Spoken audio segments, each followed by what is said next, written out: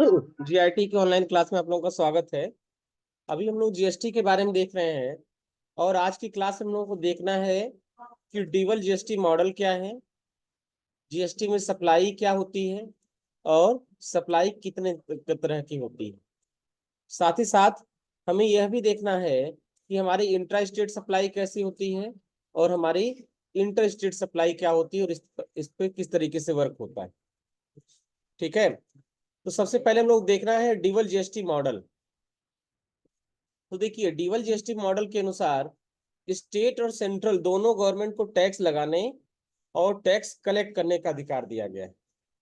इससे पहले का सिस्टम अलग होता था। जीएसटी के पहले क्या होता था कि जितने भी बिजनेस होते थे उन बिजनेस को तीन भागों में डिवाइड कर लिया गया था: ट्रेडिंग का, मैन्युफैक्चरिंग का और सर्विसेज का। ट्रेडिंग के बिजनेस पर स्टेट गवर्नमेंट टैक्स लगाती थी, मैन्युफैक्चरिंग और सर्विसेज पर सेंट्रल गवर्नमेंट टैक्स लगाती थी। बात समझ में आ रही ना।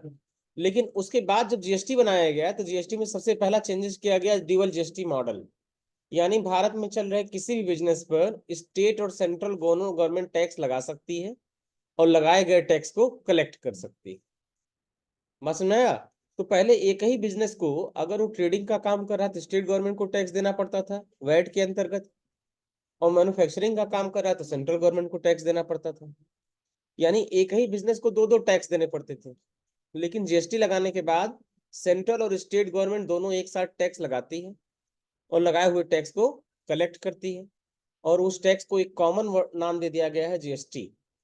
यानी जीएसटी का जो टैक्स है वो उसका बेनिफिट, उसका रेवेन्यू स्टेट और सेंट्रल दोनों गवर्नमेंट को मिलता है। इसीलिए इसको बोला था ड्यूअल जीएसटी मॉडल। तो ड्यूअल जीएसटी मॉडल के अनुसार स्टेट गवर्नमेंट और सेंट्रल गवर्नमेंट दोनों को टैक्स लगाने और कलेक्ट करने का अधिकार दिया गया है। यानी दोनों लोग टैक्स लगा सकते हैं और दोनों लोग टैक्स कलेक्ट कर सकते हैं, जिसमें स्टेट गवर्नमेंट को टैक्स रेवेन्यू के लिए सेंट्रल गवर्नमेंट पर निर्भर रहने की जरूरत नहीं पड़ती। पहले के सिस्टम में क्या होता था कि अगर स्टेट गवर्नमेंट को कोई भी डेवलपमेंट का काम कराना है, मान लो जो है राज्य सरकार जो है कोई रोड बनवाना चाहती है, तो रोड का कुछ हिस्सा जो है उसे सेंट्रल गवर्नमेंट से लेना पड़ता था, उसमें जो लागत लगनी। बात समझ में आ रहा ना। इसलिए पहले के समय देखो, गांव देहात में अक्सर ये दिखाया था कि कोई रोड बन रही है, बन रही बन रही, अचानक रोड क्या है, रुक गई। तो गांव के लोग कहते थे उसको कि जो है योगी जी तो पैसा दे दिए, मोदी जी का पैसा आया ही नहीं। ऐसे अक्सर लोग कहते थे। लेकिन अब स्टेट गवर्नमेंट को अगर कोई भी डेवलपमेंट का काम कराना है, रोड बनाना है, हॉस्पिटल बनाना है, स्कूल बनाना है, या कुछ भी ऐसा कुछ करना है, तो उसके लिए क्या है, सेंट्रल गवर्नमेंट पे निर्भर रहने की जरूरत नहीं है, क्योंकि जो जीएसटी का टैक्स कलेक्ट हो रहा है वो स्टेट और सेंट्रल दोनों गवर्नमेंट का है। दोनों गवर्नमेंट अपने हिसाब से टैक्स लगा रही है और लगाए हुए टैक्स को कलेक्ट कर रही है। इसी को बोलते हैं dual GST model. Dual GST model मतलब स्टेट और सेंट्रल गवर्नमेंट दोनों को पावर दी गई है कि वह भारत में चल रहे किसी भी बिजनेस पर टैक्स लगाए और लगाए गए टैक्स को कलेक्ट करे। अब सप्लाई है। जीएसटी में सप्लाई का शब्द बहुत व्यापक है। सप्लाई को दो तरीकों से समझा जा सकता है। एक है सप्लाई ऑफ गुड्स, यानी अगर हम गुड्स बेचते हैं तो उसे बोलते हैं सप्लाई ऑफ गुड्स, एंड दूसरे को सप्लाई ऑफ सर्विसेज। और जब हम सर्विसेज की सप्लाई करते हैं, सर्विसेज सेल करते हैं, तो उसे बोलते हैं सप्लाई ऑफ सर्विसेज। जब हम गुड्स को सेल करेंगे तो सप्लाई ऑफ गुड्स कहा जाएगा, और जब हम सर्विसेज को प्रोवाइड करेंगे तो सप्लाई ऑफ सर्विसेज। हम आपको पढ़ा रहे हैं तो ये क्या है, ये है सप्लाई ऑफ सर्विसेज। हम अपनी सर्विसेज आपको दे रहे हैं। आप डॉक्टर के यहाँ जाते हैं इलाज कराने, वो भी क्या है, सप्लाई ऑफ सर्विसेज। कि किसी वकील के पास जाते हैं आप जो कुछ सलाह लेने, तो भी सप्लाई ऑफ सर्विसेज। किसी इंजीनियर से आप अपने मकान का नक्शा बनाते हैं, वो भी क्या है, सप्लाई ऑफ सर्विसेज। और किसी दुकान पे सामान लेने जाते हैं, वो क्या है, वो सप्लाई ऑफ गुड्स। बात समझ में आया। तो गुड्स में क्या है और सर्विसेज में क्या है, क्लियर हो गया ना। अब इसको दो तरीके से समझा जाता है, एक सप्लाई ऑफ गुड्स और दूसरा सप्लाई ऑफ सर्विसेज। अब सप्लाई को कितने भागों में बांटा गया है। सबसे पहली सप्लाई है intra state supply. Intra state supply, intra state supply का मतलब सेम स्टेट सप्लाई, और सेम स्टेट सप्लाई का मतलब हिंदी में हम उसको बोलते हैं लोकल सप्लाई। ठीक है, तो इंट्रा स्टेट सप्लाई बोला जाए या सेम स्टेट सप्लाई बोला जाए या लोकल सप्लाई बोला जाए, ये सब चीजें क्या है, सेम है। लिखा है जब हम गुड्स या सर्विस को अपने ही स्टेट में सेल करें, तो यह सप्लाई इंट्रा स्टेट सप्लाई या लोकल सप्लाई कहलाती। अगर गुड्स को अपने ही स्टेट में हम सेल करें, गुड्स का सेल जो है अपने ही स्टेट में करें, तो यह सप्लाई हमारे लिए क्या कहलाएगी? इंट्रा स्टेट सप्लाई, या इसी को हम बोलते हैं लोकल सप्लाई। अगर गुड्स को अपने ही स्टेट में हम सेल करें तो यह सप्लाई हमारी इंट्रा स्टेट सप्लाई कहलाती है, या इसे हम क्या बोलते हैं? Local supply. सपोज यदि हमारा बिजनेस यूपी में रजिस्टर्ड है, ठीक है, और हम यूपी के भीतर ही किसी अन्य बिजनेस को गुड्स या सर्विसेज सप्लाई करें, तो यह सप्लाई हमारे लिए इंट्रा स्टेट सप्लाई या लोकल सप्लाई या इंट्रा स्टेट ट्रांजेक्शन या लोकल ट्रांजेक्शन कहलाता है। ठीक है, हमारा बिजनेस मान लो कहीं पर है यूपी में, और हम जिसको सेल कर रहे हैं उसका भी बिजनेस किस में है? यूपी के भीतर। तो हम दोनों के भीतर जो भी ट्रांजेक्शन हो रहा है, ठीक है, हम दोनों के बीच जो भी ट्रांजेक्शन हो रहा है वह ट्रांजेक्शन एक प्रकार का क्या है? लोकल ट्रांजेक्शन है, या इसे हम बोलेंगे इंट्रा स्टेट ट्रांजेक्शन।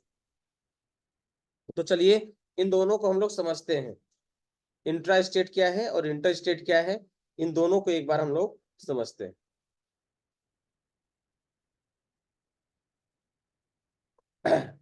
देखिए ध्यान से, जैसे मान लीजिए कि यहाँ पे हमने एक डायग्राम बना दिया, ये है हमारा बिजनेस और ये है हमारे सप्लायर का बिजनेस। ठीक है, ये हो गया हमारा बिजनेस।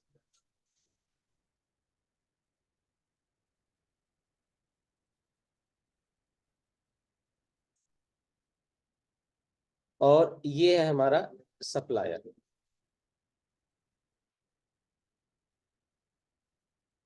सप्लायर आप जानते हैं, जिससे हम गुड्स या सर्विस खरीदते हो हमारा सप्लायर, जिससे हम गुड्स या सर्विसेज खरीदते हैं वो हमारा क्या है? सप्लायर। अब देखो, मान लेते हैं कि हमारा जो बिजनेस है वो है पडरौना,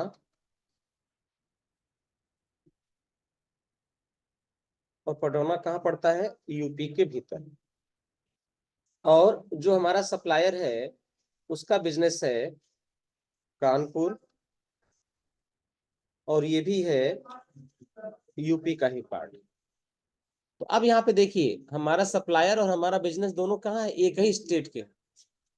तो अगर अब हम लोग के बीच में कोई भी ट्रांजेक्शन होगा, अगर हम लोगों के बीच में कोई भी ट्रांजेक्शन होगा, अपने सप्लायर से हम कुछ भी परचेज करेंगे, अपने सप्लायर से हम कुछ भी परचेज करेंगे, तो यह जो ट्रांजेक्शन है इस ट्रांजेक्शन को हम बोलेंगे लोकल ट्रांजेक्शन या इंट्रा स्टेट ट्रांजेक्शन।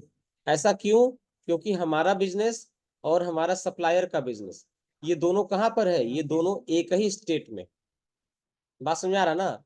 हमारा बिजनेस और हमारे सप्लायर का बिजनेस कहाँ पर है? दोनों एक ही स्टेट में। तो ये जो ट्रांजेक्शन हो गया, ये ट्रांजेक्शन हमारा कहलाएगा लोकल ट्रांजेक्शन। इसके कई सारे नाम, इसको हम बोल सकते हैं लोकल सप्लाई, पहला चीज। इसको हम बोल सकते हैं लोकल ट्रांजेक्शन,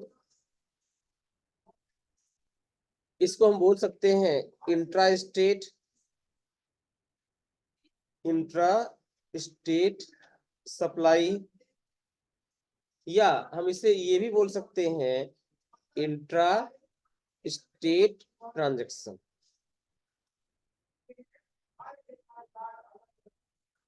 ठीक है, इसको हम इतने नाम दे सकते हैं।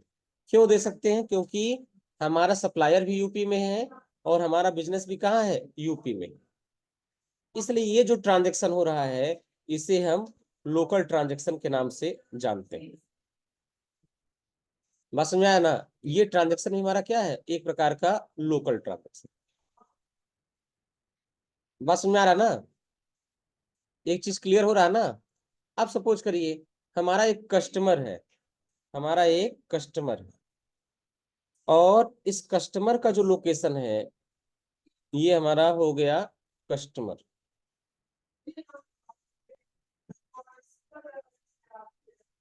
और ये जो कस्टमर का लोकेशन है वो भी सपोज करो रामकुला, और ये भी किसका पार्ट है? यूपी का है। ठीक है, यूपी का ही पार्ट है। हम अपने कस्टमर को कुछ सेल कर रहे हैं, यहाँ से अपने कस्टमर को हम कुछ सेल कर रहे हैं, ये हो गया हमारा सेल। तो देखिए, अब ये जो ट्रांजैक्शन है, हम कस्टमर को अगर सेल कर रहे हैं और हमारा कस्टमर भी कहाँ पर है, हमारे अपने स्टेट में है। हम जिस कस्टमर को सेल कर रहे हैं वो हमारा कस्टमर भी कहाँ है, हमारे अपने स्टेट में। तो ये जो ट्रांजैक्शन है, ये ट्रांजैक्शन भी हमारा क्या कहलाएगा, वही सेम लोकल ट्रांजैक्शन। यानी अपने स्टेट में ही अगर हम परचेज करें या अपने ही स्टेट में हम क्या करें, सेल करें, तो ये दोनों ट्रांजैक्शन हमारा क्या कहलाएगा, लोकल ट्रांजैक्शन। ये हमारा बिजनेस है, ये बिजनेस हमारा पटरौना यूपी में है। हम कानपुर के किसी सप्लायर से खरीद रहे हैं, उसका भी स्टेट यूपी में है। और रामपुरा के किसी कस्टमर को सेल कर रहे हैं, जिसका भी स्टेट क्या है, यूपी। तो ये ट्रांजैक्शन हमारा क्या कहलाएगा, ये सारा ट्रांजैक्शन हमारा लोकल ट्रांजैक्शन कहलाएगा। बात समझ में आ रहा है ना, ये पूरा का पूरा ट्रांजैक्शन हमारा क्या कहलाएगा, लोकल ट्रांजैक्शन कहलाएगा। और हमेशा ध्यान आपको रखना है कि जब हमारे बिजनेस में कोई लोकल ट्रांजैक्शन होगा, जब भी हमारे बिजनेस में कोई लोकल ट्रांजैक्शन होगा, तो हमारे बिजनेस में सबसे पहला टैक्स लगेगा CGST, और दूसरा लगेगा SGST। इसे बोलते हैं सेंट्रल जीएसटी और इसे बोलते हैं स्टेट जीएसटी। इसे बोलते हैं सेंट्रल टैक्स और इसे बोलते हैं स्टेट टैक्स। ये दोनों लगेगा। कितना कितना लगेगा, अगर सपोज करो जिस आइटम को हम सेल कर रहे हैं, ये शांत रहिए, जिस आइटम को हम सेल कर रहे हैं उसको गवर्नमेंट ने 18% टैक्स निर्धारित कर रखा है, तो सेंट्रल जीएसटी लगेगा हमारा 9% और स्टेट जीएसटी भी हमारा लगेगा 9%। बात समझ में आया ना। अगर किसी प्रोडक्ट पर सरकार ने 18% जीएसटी निर्धारित कर रहा है और वह प्रोडक्ट हम अपने स्टेट के किसी डीलर से खरीद रहे हैं, तो खरीदते समय हम 9% सेंट्रल जीएसटी पे करेंगे और 9% स्टेट जीएसटी पे करेंगे। सेम काम हम सेल करते समय भी करेंगे। जब हम सेल करेंगे तो वहां पर भी हम सेंट्रल जीएसटी 9% और स्टेट जीएसटी 9% ही सेलेक्ट करेंगे। बात समझ में आ रहा ना। लेकिन वो कब, जब हमारे प्रोडक्ट पर 18% टैक्स हो तब। बात समझ में आ रहा ना, अगर हमारे प्रोडक्ट पे 18% टैक्स हो तब। अब एग्जांपल समझते हैं। ये मान लीजिए कि हम एक प्रोडक्ट को खरीद रहे हैं जिसकी कीमत कितनी है, 100 रुपए। हम इसको परचेज कर रहे हैं और परचेज करते समय इसकी कीमत कितनी है, 100 रुपए। अब इस पर सरकार ने 18% जीएसटी लगा रखा है, तो हम सेंट्रल टैक्स कितना देंगे, तो हम लिखेंगे यहाँ पर CGST कितना, 9%। और 9% जब हमारा CGST होगा तो ये हो जाएगा कितना, 9 रुपए। और SGST कितना होगा, SGST भी होगा हमारा 9% और इसका अमाउंट कितना आ जाएगा, 9 रुपए। तो टोटल हमें कितना पे करेंगे, टोटल हम पे करेंगे 118 रुपए। बात समझ में आ रहा ना। ये हो गया आइटम का प्राइस, इसे हम बोल सकते हैं आइटम का प्राइस। फिर से सुनिए, अगर हम किसी सप्लायर से अगर हम किसी सप्लायर से 100 रुपए का सामान खरीद रहे हैं और वो सप्लायर हमारे अपने स्टेट में ही है, और जिस आइटम को हम खरीद रहे हैं सरकार ने उस पर 18% जीएसटी रखा है, तो उस आइटम को परचेज करते समय हमें 9% सेंट्रल जीएसटी और 9% स्टेट जीएसटी पे करना पड़ेगा। यानी अपने सप्लायर से खरीदते समय हमें टोटल कितना देना पड़ेगा, 118 रुपए। 100 रुपए आइटम का दाम हो गया, 100 रुपए प्रोडक्ट की कीमत हो गई, और 9% सेंट्रल जीएसटी और 9% स्टेट जीएसटी, टोटल कितना देना है, 118 रुपए। बस में। अब यहाँ पे एक और नया शब्द जान लीजिए, गुड्स को परचेज करते समय जो हम टैक्स दे रहे हैं, तो यहाँ हम कितना टैक्स दे रहे हैं, इस आइटम को खरीदते समय हम टोटल कितना टैक्स दे रहे हैं, आप बताइए। कितना रुपए टैक्स दे रहे हैं, 18 रुपए। तो उसी को हम बोलते हैं ITC। किसी भी गुड्स को खरीदते समय जितना रुपए टैक्स हम पे करते हैं वो हमारा कहलाता है ITC। यानी अगर इस ट्रांजेक्शन में हम देखा जाए तो इस ट्रांजेक्शन में हमारा जो ITC होगा, ITC का मतलब होता है इनपुट टैक्स क्रेडिट। इसे हम बोलते हैं इनपुट टैक्स क्रेडिट। ये कितना हो जाएगा, ये हो जाएगा हमारा 18 रुपए। क्यों? क्योंकि 9% हम सेंट्रल जीएसटी दे रहे हैं और 9% स्टेट जीएसटी दे रहे हैं, तो हमारा इनपुट जीएसटी कितना हो जाएगा टोटल? 18%। तो आईटीसी का फुल फॉर्म ही है, किसी प्रोडक्ट को खरीदते समय अपने सप्लायर को जितना रुपए टैक्स हम पे करते हैं वही हमारा क्या कहलाएगा? आईटीसी। उसी को हम बोलते हैं आईटीसी। बस में आ रहा ना? तो ये हो गया हमारा आइटम का परचेज प्राइस। तो हम आइटम प्राइस ना बोल के हम यहाँ लिख दे रहे हैं परचेज। ये हो गया हमारा परचेज प्राइस। बात समझ में आया? फिर से सुनिए। इस केस में हम लोग लोकल ट्रांजैक्शन के बारे में पढ़ रहे हैं।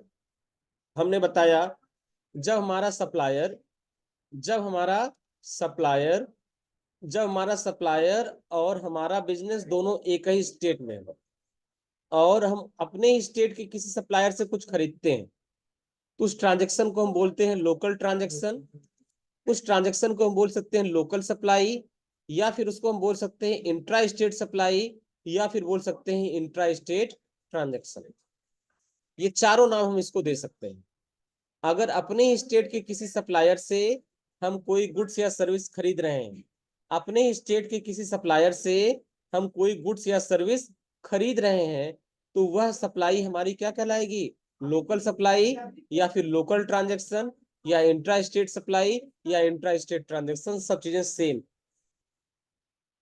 और ऐसा करते समय हमें दो प्रकार का टैक्स देना पड़ता है। एक टैक्स हमारा सेंट्रल टैक्स, जिसको बोलते हैं सेंट्रल जीएसटी, और दूसरा टैक्स हमारा स्टेट टैक्स, जिसको बोलते हैं स्टेट जीएसटी। और ये दोनों टैक्स हमारा, अगर आइटम 18% का है तो 9% लगेगा। अगर आइटम हमारा 5% का है तो 2.5 लगेगा। अगर आइटम हमारा 12% का है तो 6 लगेगा। किस आइटम पर कितना टैक्स लगना है ये सरकार द्वारा पहले से निर्धारित हो जाता है, हम उसको चेंज नहीं कर सकते।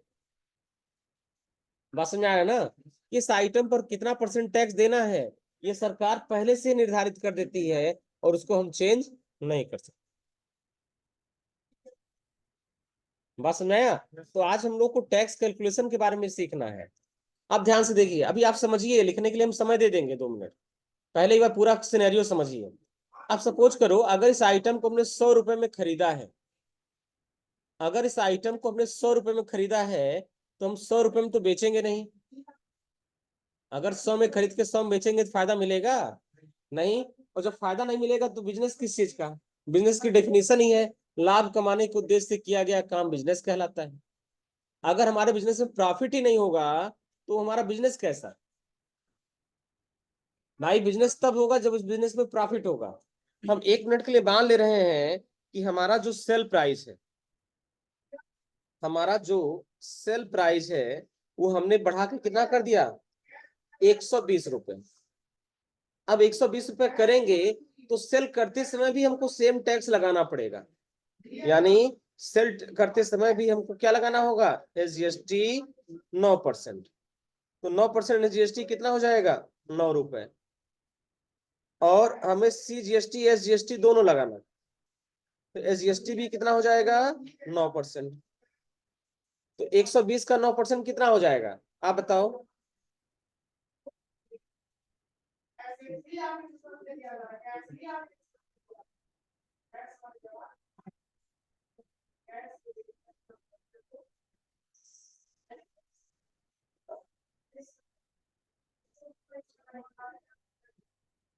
बताइए।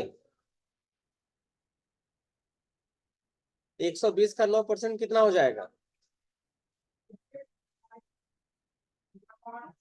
निकालो बाबू तुम लोग। हाथ मोबाइल सबके कैलकुलेटर है।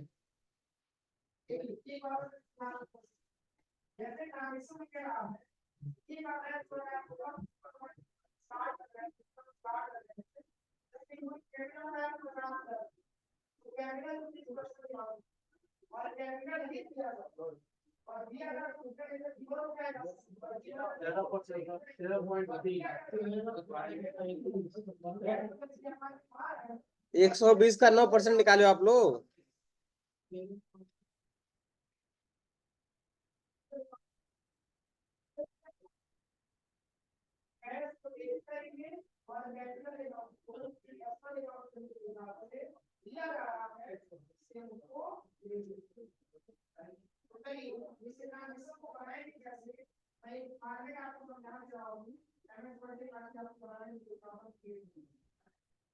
₹10.80 आ रहा है,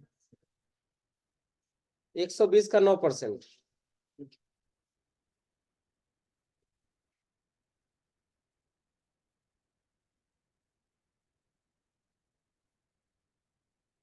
₹10.80 आएगा।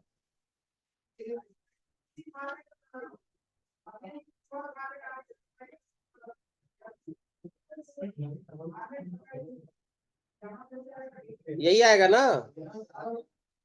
तो ये हमारा सेंट्रल टैक्स लग जाएगा ₹10.80, और स्टेट टैक्स भी लग जाएगा हमारा सेम बराबर। तो कितना हो जाएगा? ₹10.80। तो टोटल कितना हो जाएगा? 120 रुपए ये हो गया, 21.60 हो जाएगा ना। तो टोटल हो जाएगा हमारा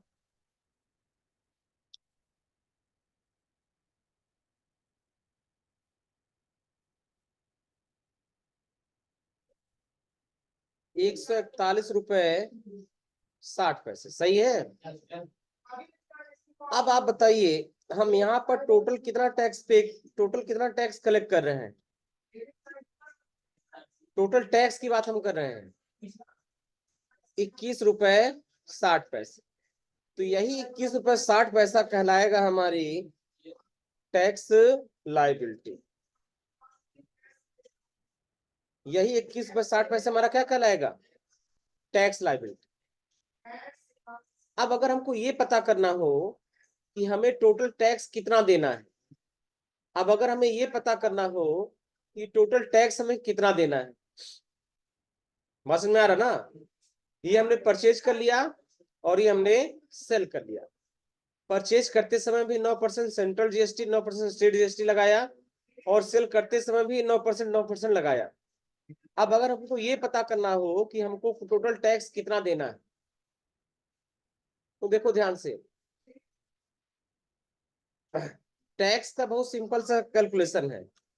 टैक्स निकालने के लिए हमें टैक्स लायबिलिटी में से आईटीसी को घटाना होता है। आईटीसी को घटा देगा तो हमारी टैक्स लायबिलिटी कितनी है? ₹21.60। आईटीसी कितना है? ₹18। तो टोटल टैक्स कितना देना पड़ेगा? ₹3.60। टोटल हमको ₹3.60 इस ट्रांजेक्शन के लिए टैक्स जमा करना पड़ेगा। बात समझ में आ रहा ना। तो ये है टैक्स कैलकुलेशन का तरीका। एक बार हम इसको समझा रहे हैं, ध्यान से देखिए आप लोग।